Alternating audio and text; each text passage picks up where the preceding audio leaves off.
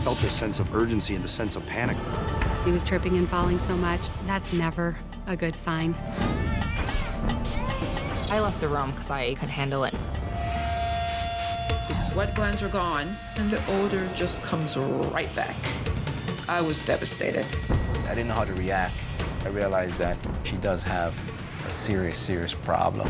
Next, two medical mysteries that defied the experts. Zach West is a seemingly healthy toddler until he suddenly begins to lose the ability to walk and talk. And no doctor can tell his terrified parents why. I just remember a doctor telling me that there's so many mystery diseases out there that we may never know. And I went into I have to know mode.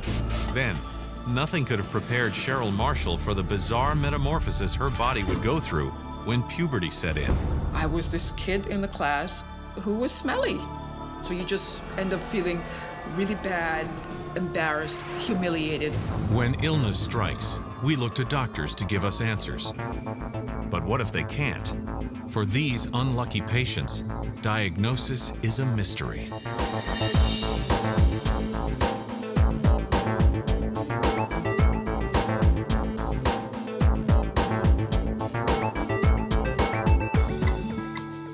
In the summer of 2000, Minneapolis natives Rochelle LeCount and her boyfriend Mike West were expecting their first child, a boy. We found out what we were having. We had the name Zach picked out from the beginning, and I read all my books to get ready for him to come. On August 25th of that year, Rochelle goes into labor. 8 hours later, they welcome Zach West into the world. When he was born, the nurse was holding him, and I was almost pushing her kind of out of the way so I could count fingers and toes. Once he came, it was smooth sailing. Hi, Mom. The young parents adore their seemingly perfect son. And even when they end their relationship 9 months later, Mike and Rochelle continue to share in the excitement of Zach's progress. I think he started crawling like at 7 months and walking around 9, 10 months, and then his first words were right around 11, 12 months. He was up and motoring around. He was good and stable. But a few months after Zach turns 1, the young parents notice that his right eye seems to be slightly turned in. And so we went to the doctor, and they thought it was just basically a lazy eye. And she just said he would probably need glasses. But over the next several weeks, it becomes clear that the glasses are not helping. In fact, Zach's eye is turning in even more. On a follow-up visit to their ophthalmologist, the doctor suggests corrective surgery to fix the problem once and for all. It was painful for us because it was the first time that basically anything was going on with him. Though they're terrified at the idea of their child undergoing eye surgery, Mike and Rochelle believe it's the best choice for Zach. You know that this has to be done to help him. But he came out of it really good. By the time he's 1.5 years, the eye has healed completely, and the young parents are sure that the worst is behind them. That is, until they realize their son is no longer walking with confidence. He used to walk like he was drunk, and I thought it was just a toddler walk. We were wondering, is it just us, just getting a little excited, being first-time parents, and is this normal, is this not? Just to be safe, Rochelle and Mike take Zach for a checkup with a pediatrician. But instead of reassurance, the doctor offers up an alarming theory. She wanted to rule out muscular dystrophy because his gait was just really unbalanced. Muscular dystrophy is a genetic disorder that over time causes the body's muscles to grow progressively weaker. While there is no cure, it can be managed with various forms of physical therapy. I felt this sense of urgency and the sense of panic. So she sent us to the neurologist. I was hysterical. I couldn't even breathe. It was devastating to us. The neurologist immediately recommends performing further tests to confirm the diagnosis. To test for muscular dystrophy, we did a muscle biopsy. At that point, there was lots of tears. I think we waited like 3 months for the results. It was a waiting game, and we actually had to keep calling the doctor. They didn't call us to tell us anything. But when Rochelle finally gets the doctor on the phone, he does a complete about-face. The muscle biopsy came back normal. He thought that Zach just had some difficulties with his coordination and that he would just need some physical therapy and but he'd be all right. He just did not think it was a progressive disease at all. And we were relieved. I mean, we were just thinking, okay, we can handle this. Rochelle begins taking Zach to physical therapy once a week, hoping to get her son back on track. But as the weeks turn into months, the toddler doesn't seem to be showing any significant signs of improvement. He'd have days and sometimes weeks in a row where things were going great, and then other days where he seemed to struggle to maintain trunk control. I always have concerns when you see a child that has developed normally to a certain point and then for some reason starts to lose those skills or show difficulty. That's never a good sign. Zach's walking just progressively got more drunken, is the best way to describe it. And he started losing words at that point. He wasn't saying the words that he once had said. So we kind of knew something more was going on. Desperate for answers, Rochelle takes Zach back to see the neurologist. She demands he help her understand why her son, who could once walk and talk, is continuing to slip away. He could see that Zach was getting worse. He sent us to have an MRI of the spine and of his brain. I kept thinking it was going to get better, but in the back of our mind, we knew that we weren't in the clear. After an anxious 24 hours, the MRI results come in, and the findings are devastating. There are clear signs of brain damage in the cerebellar region of Zach's brain. The cerebellum controls equilibrium and movement of the body, and any damage to this area can cause the brain's signals to get crossed, resulting in poor motor skills and even speech problems. He thought that something environmental happened like the first year of his life, and that they just didn't catch it right away. While it's impossible to say for sure, the doctor speculates that an air pollutant or toxic chemical in the local water could have unknowingly caused the damage. The neurologist didn't think it was going to get much worse, that it was just his skills that needed help with. So we held on to that. We left there going, he's going to get better. The doctor recommends that Zach continue with regular physical therapy in the hope that in time he'll begin to regain his strength and coordination. We went to physical therapy one time a week. He actually loved it because they played with him. They worked to try to get him balanced and walking a straight line. We were trying to do everything just to make him progress. It seemed to take him a lot more energy to do some of the things we wanted him to do than it would take the typical child. For a while, it seemed like Zach was stabilizing, and then he just, again, progressively had a harder time walking, harder time with trunk control and hand control and that kind of stuff. The pattern is becoming all too familiar, and when Zach is almost 3, Rochelle and Mike decide to get another opinion, this time from a specialist at a well-respected hospital several hours away. At that hospital, they work as teams. That made me feel better to say, great, now we got more than just one person interpreting, and maybe they can do some brainstorming. Rochelle and Mike eagerly hand over Zach's hefty file to the team's lead neurologist, hopeful that they'll finally get some answers. She had a couple things in her head, and we did blood work and a urine test. And then she said, if for whatever reason I need you back here, I'll call you. And it was like 3 days later, we got a phone call that we needed to come right away. So we're like, it's something. They figured him out, and we just were not prepared for the answer that she gave us when we were down there.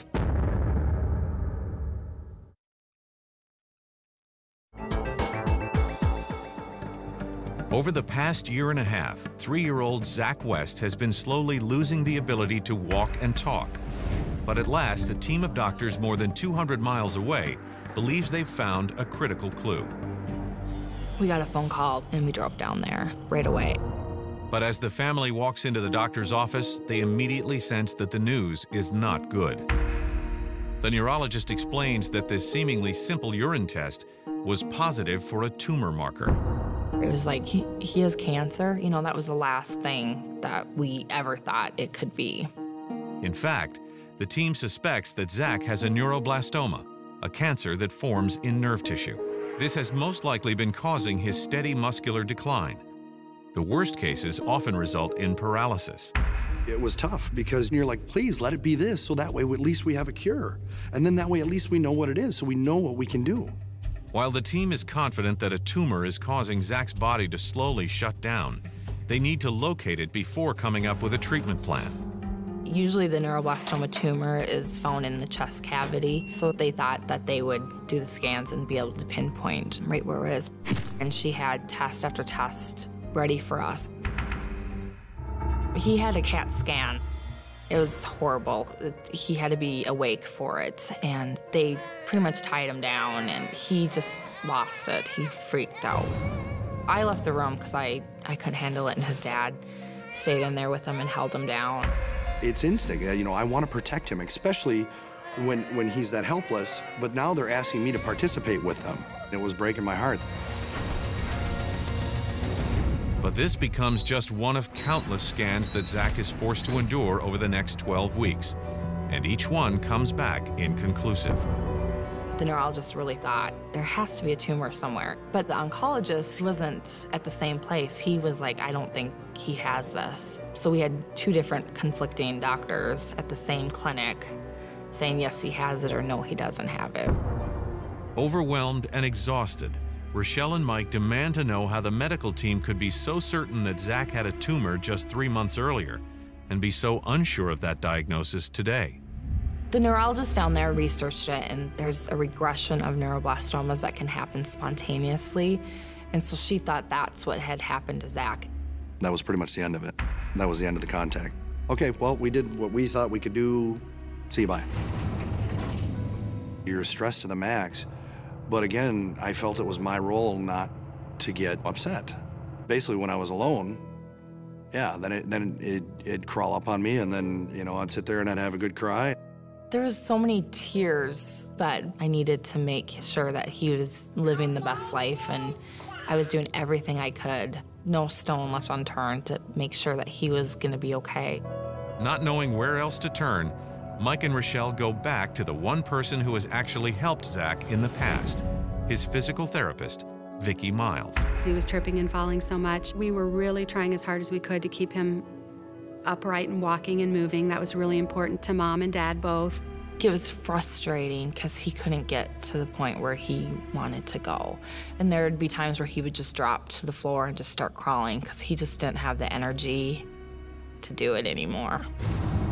We did give him a walker to give him a little bit of additional support and see if we could keep him safe. That worked for a while. I was trying to take video of how bad his walking had gotten at that point, and I was backing away from him. And I think that was probably 2 months before he completely just stopped walking. So that was one of the last videos I have of him walking ever.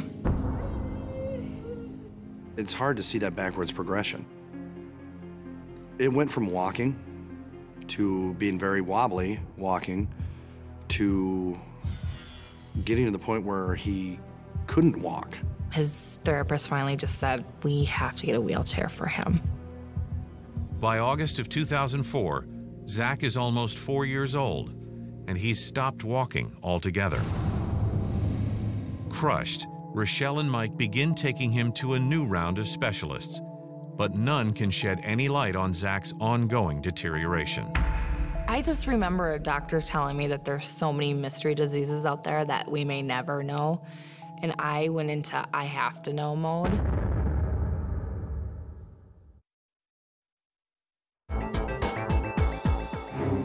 For more than 2 years, Zach West's parents have watched him slowly lose the ability to walk. And when no doctor can explain what's causing his shocking decline, his mother takes matters into her own hands.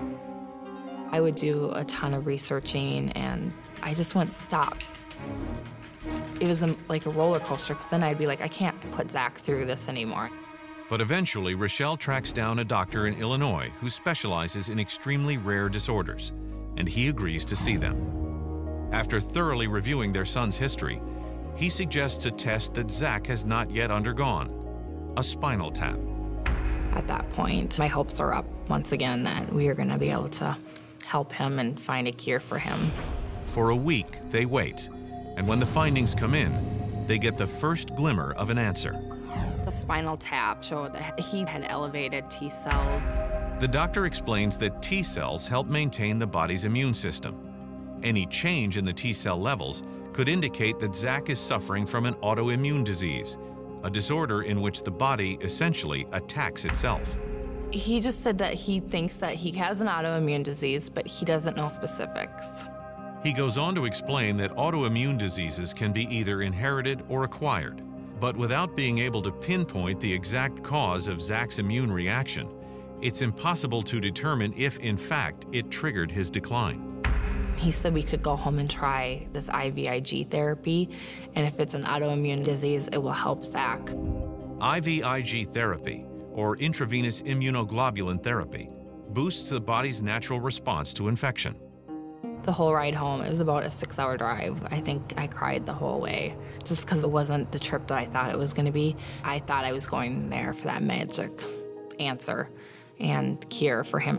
The young parents realize that the IVIG is essentially a shot in the dark. There is no guarantee that it will work. But with their options dwindling, they ultimately decide to go ahead with the therapy. We do the infusion every 28 days, and he would go in there and he would be really wobbly.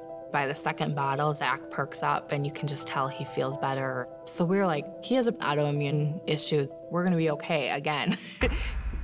For the next 2 years, Zach receives the IVIG therapy every few weeks. Though it's not a cure, the treatment does appear to be slowing the progression of the disease. We just did what we had to do to keep Zach okay, and I really wasn't researching on the internet because Zach had a diagnosis. For the first time in 5 years, Rochelle and Mike find themselves coming to terms with their son's condition. Little do they know that their world is about to be turned completely upside down. In April of 2007, we did another MRI. And they came in like the cavalry. I just said, uh-oh, you know, something's wrong. And I remember she asked me if I was in a good place. And I instantly, start crying because I'm like, what is she gonna tell me? So she told me that his MRI came back and there was a big change and that he had iron deposits on his brain. This was the first really big, specific finding that pointed them in a specific direction. She goes, I think he has this PKAN disease. And I said, are you sure? And she goes, I'm never 100%, but I'm 99% sure. PKAN, or pantothenate kinase-associated neurodegeneration, affects the nervous system and is characterized by muscle rigidity and weakness. An MRI will show an abnormal buildup of iron in specific regions of the brain. It's a very rare progressive disease with no known treatment. I went home and I looked online and I was like, this just doesn't make sense. It didn't look like Zach. The symptoms didn't look like Zach. I Googled brain iron accumulation just to see if there was anything else. And I came across this one website that had this other disease on it. And I about fell off my chair because every little thing was what Zach had.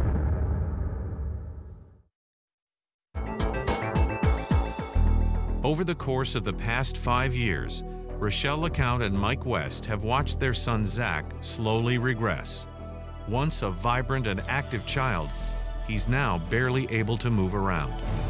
And while more than 24 doctors have failed to explain Zach's deterioration, Rochelle has just discovered a lead online.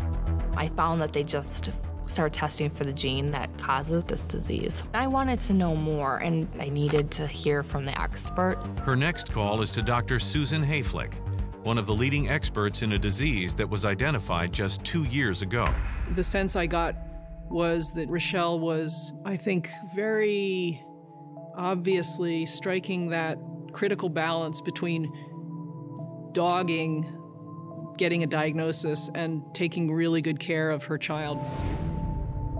Dr. Hayflick agrees with Rochelle that Zach has many of the classic symptoms of this extremely rare disease.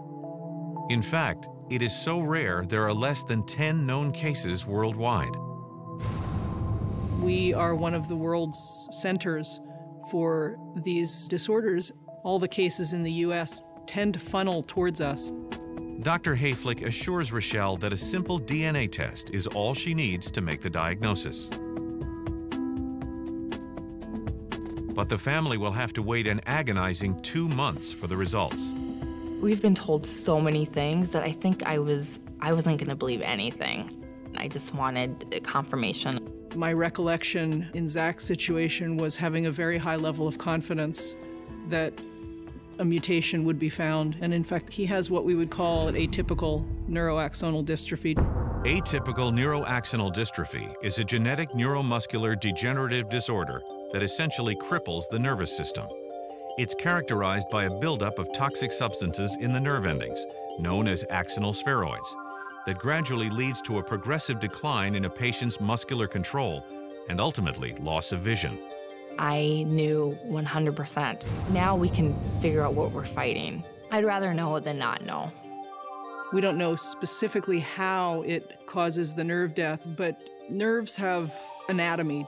There's the wiring that goes from one nerve to another nerve to transmit a signal. That's what's happening with the nerves. They're getting bunged up with stuff, and they're not able to transmit the signal in an efficient way. It's clear that whatever is causing the accumulation of this junk is the very process of what's killing the nerves. And the reason why kids with atypical NAD have muscle weakness is that the nerves to the muscles are dying. Kids like Zach have global regression of their development. It's not in any one area, it's across the board. Dr. Hayflick further suspects that Zach's lazy eye was the initial sign of the disorder. We can see that the optic nerve, or the wiring from the eye to the back of the brain, is deteriorating. It's called optic atrophy, and that's seen in a lot of neurologic disorders. The nerve death is the more generalized process that we're seeing in the MRI changes that he showed in the cerebellum. But the iron accumulation that the neurologist found on Zach's brain is harder to explain. The iron accumulation is more of a clue at this stage to get us to a diagnosis. We don't know why it accumulates. And to confuse matters even more, Zach also seems to be suffering from a peculiar autoimmune disorder that is not generally found in patients with NAD. One of the things that was striking to me in this encounter was Zachary has some features that are pretty unusual. He's got this immune abnormality that hasn't been described before in other kids. Zach has already shown us in a number of ways that he's different, even from other kids with atypical NAD. It's almost too much for Mike and Rochelle to absorb. But of particular importance to the parents is understanding why so many other doctors had such a hard time putting the pieces of the puzzle together. So what you're getting is a picture of sort of a vague deterioration of the entire nervous system. It's not the only disorder that has that, and so that's part of what makes it really difficult to diagnose. It looks like a lot of other things. And different things this little guy's had to go through, just by us guessing and hoping. I wish we could just take all those things away. But while Mike and Rochelle finally have the answer they've been so desperately seeking, they do not have a cure. In fact, there is no known cure or even treatment for the disease. It's a very, very devastating disease. He's wheelchair bound. He's very limited in his ability to communicate. He will continue that trajectory. Now, people don't die from developmental loss of milestones. They die in these disorders from some complication of neurologic impairment. My biggest fear is that I'm not going to be able to live without him. That's mine. He's going to a better place, I know that, but and I just want him to be okay for as long as I can have him. At least we're taking a step in the right direction.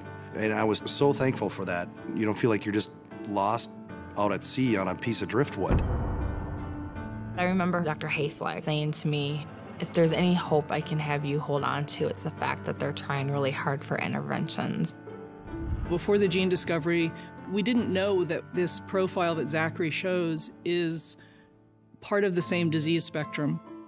My hope is within the next 3 to 5 years, we can understand enough to start to target stages of the disease. And I walked away with that. And it may not be in Zach's lifetime, but at least they're working on it and it's not a mystery anymore. Today, Zach West is 8 years old. While he'll continue to lose muscle control and eventually his ability to talk, Rochelle and Mike are thankful for every day they have together.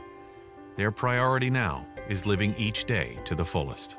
I won't have any regrets when it's his time to go, because we've done everything we can for him. And we still will continue to do that. Most of all, we're just having fun. We're trying to live life and have fun, and we send him to school because his friends love him there. They have made a tremendous effort to keep Zach active and enjoying things in life. He's just an amazing little boy, and she's an amazing mom. We just try to take day by day. Then again, I looked at Zach, and he's doing really well for having it. So I'm just thankful for that. While Zach West's symptoms appeared when he was only a toddler, Cheryl Marshall had a perfectly healthy childhood. But as soon as puberty struck, so did a bizarre and troubling symptom. Growing up in Toronto during the 1970s, Cheryl Marshall learned early on how to take care of herself. My mother, she was just a very hard worker. She worked the evening shift and the night shift, sometimes a double. Cheryl begins spending all of her free time at school and quickly finds a balance between academics and sports. I was very athletic. I joined the track team and realized that I was good at it. And it was just a great social event. Lots of kids were there. But the summer before starting middle school, Cheryl notices she's sweating more than she used to, and has even developed a strange new smell. It was more of a musty odor. I mean, we can all imagine if you've been out in the sun, say doing yard work, and you're sweating a lot, it was basically that type of odor. At that time, I was thinking that it was puberty. And when Cheryl heads back to school that fall, her body odor is even worse. Suddenly, kids who were once her friends begin to treat her differently. I could do all the sports, and I automatically would get picked first, and that wasn't the case. Eventually, I was the last one picked. I realized that nobody wanted me on their team. You just feel odd that there's something wrong with you. Ashamed and embarrassed, Cheryl looks to her mother for guidance on how to manage her body's new odor. I can remember my mother saying, well, have you taken your bath yet? Not knowing that I had already taken one 15 minutes ago. I didn't put up a fuss, and I just would go ahead and take another bath. I don't think she realized it was a problem. So Cheryl sets about finding her own remedy. I started to think, well, maybe I need to change the deodorant because maybe it's not the right kind. That's how I started tackling the problem. She soon begins dipping into her weekly allowance to experiment with different deodorants. I tried every single one, maybe 2 or 3 times. By the end of the year, Cheryl has experimented with more than 20 deodorants and even more soaps and body powders. But none of them help curb the foul smell that seems to follow her everywhere. Mortified, she suffers in silence. I'm not sure if it would have made my school life any easier had I complained to the teacher, maybe gone home and complained to my mom, but I did not. By the end of middle school, she's spending more and more time alone, as far away as she can get from the incessant ridicule. I remember one incident. This one kid pointed at me with his fingers as if he were shooting a gun, and he says, "Oh, I'm gonna blow off your smelly olive pits." So you just end up feeling really bad, embarrassed, humiliated.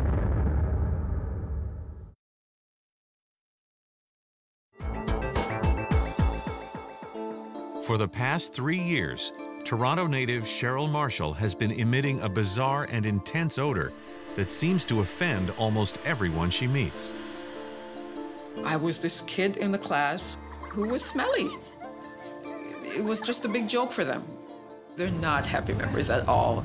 Maybe if I had gone to my mother, she could have spoken to somebody, and as a parent, as an adult, maybe she could have gotten different answers. But she doesn't want to burden her single mother with yet another problem. So Cheryl does her best to manage the stress, all on her own. By the time I got to high school, I was having like a mini anxiety attack before class. I would go into class, I would literally not even move, or I wouldn't even get up to sharpen a pencil. She's now showering 4 times a day, but nothing seems to work. At her wit's end, Cheryl finally summons the courage to seek out the help of a doctor. I can remember going in to see him and basically telling him that I think there's a problem because I can smell myself even even if I'm not overly exerting myself. He seemed to understand, and he explained that I have hyperhidrosis. Hyperhidrosis is a condition that often begins around the time of adolescence. Patients perspire excessively, regardless of the temperature or their level of stress. While there is no known cure, it can be managed. My family doctor prescribed a very strong deodorant, and I was so excited, and I thought, it's got to work. For the first time in 5 years, Cheryl is hopeful that she might once again be able to lead a normal life. I followed all the appropriate instructions. He says, cover it with saran wrap. Do that just before you go to sleep. The first night I used it, I did notice, so it does decrease the sweating a little bit, but I had to stop because it was very irritating. It got to the point where the top layer of the skin is just peeled away because it's that strong. Completely disheartened by the experience, Cheryl heads back to her family doctor, hoping he can recommend another treatment. My family doctor's next obvious conclusion, she still has a problem. Well, let's take out the source of the problem. He explains that the only permanent treatment for hyperhidrosis is to surgically remove her overactive sweat glands. I remember thinking, yay, this has got to be it. We're going to take out the sweat glands and problem solved. Cheryl is terrified of facing surgery, but she is more desperate to rid herself of the offensive body odor. I had the surgery, and I remember waking up later that day. I had bandages packed under both arms. I was so hopeful that, this was the biggest thing I had done to try to solve the problem. I was just thinking, from here on in, I'm going to be able to, do all the things that I've been holding back doing. But after 72 hours, her optimism is suddenly shattered. The odor just comes right back. Oh, the only word for that is devastation. I was devastated because clearly this was not the answer that I was hoping for. There would be not one bead of sweat under either arm. The sweat glands are gone, so why is there still an odor? Dejected and confused, Cheryl resigns herself to living with the noxious odor and spends the next year just getting through each day. Then in June of 1984, she graduates from high school and makes a pivotal decision. Right out of high school, I had wanted to go to nursing school. I applied, and I got accepted, and I was to start that September. But I just became a little panicked. Overwhelmed by her condition, Cheryl backs out of school at the last second and gives up her dream of becoming a nurse. But surprisingly, during that same time, another dream is fulfilled without any effort on her part. When I met her, I realized that this person was totally different, and that in itself was what basically attracted me to her, was the fact that she had her own identity. I was concerned. I didn't discuss it with him at that time. I didn't want to scare him off. But on their first date, when Cheryl and Russell are waiting in line to see a film, a fellow moviegoer brings Cheryl's condition front and center. She was standing beside that person, and the way that person looked at her was that smell. I didn't know how to react, if I should yell at the person or say something to defend Cheryl. Horrified by the incident, Cheryl realizes that she has to tell Russell exactly what's going on. I told him, I said, sometimes I may have a little bit of an odor. It wasn't something that I noticed because it was something that never bothered me as a potential husband or a date. I think maybe he liked me, and to this day, I think he was just being very polite. Though she's found a man who can see past her problem, Cheryl still feels like a social outcast. As a next step, Russell suggests that she see an internist who might be able to look beyond obvious answers. The doctor did a liver function test because that is a symptom of hepatitis or some kind of liver dysfunction. Cheryl is shocked to hear that she might have contracted such a serious illness. Aside from the odor problem, she's always been completely healthy. The particular test that she did, they all came back fine. The doctor suggests that Cheryl is suffering from severe bromhidrosis, commonly known as smelly sweat. While the specific cause is unknown, experts tend to believe that when certain body chemicals interact with bacteria on the skin's surface, stubborn forms of extreme body odor can occur. that diagnosis. I thought that's what it was. It was something to say, well, this is what I have. You're happy when somebody gives you a name of something. And that one made the most sense as opposed to hyperhidrosis. While there is no cure, it can be managed with topical antibiotic treatments. With a diagnosis in hand, Cheryl feels confident enough to accept Russell's marriage proposal that spring. And soon after their 1988 wedding, Cheryl feels ready to pursue her long-postponed dream, nursing school. I just decided. I said to Russ, I'm going to do this. It was a little hard. Now you're going to school with adults, and certainly they're not going to be teasing you like I was when I was in middle school. But I still had to muster the courage every day to go to class. Cheryl graduates in 1992, and the couple soon moves to Florida, where she begins working at a local hospital. It's a chance for a fresh start, but Cheryl remains apprehensive, and it isn't long before an all-too-familiar pattern begins to emerge. When I first met her, she stayed more to herself. She didn't really hang around people. Over the years, I've grown an armor around me, but every so often, there's a little crack in that armor. We worked at a nursing facility, and the people that worked under her used to say she smelled and that it was her hygiene. Like if someone worked out and hadn't showered or bathed yet. She would come home and you can see that something is bothering her. At that point, I realized that she does have a serious, serious problem. Though Cheryl does her best to ignore the hurtful comments, inside, she is boiling over. It's become painfully obvious that some of these mean kids that I went to school with, these are just the bigger versions of them. And they're gonna embarrass me. And I thought, oh no, I'm not going to take this.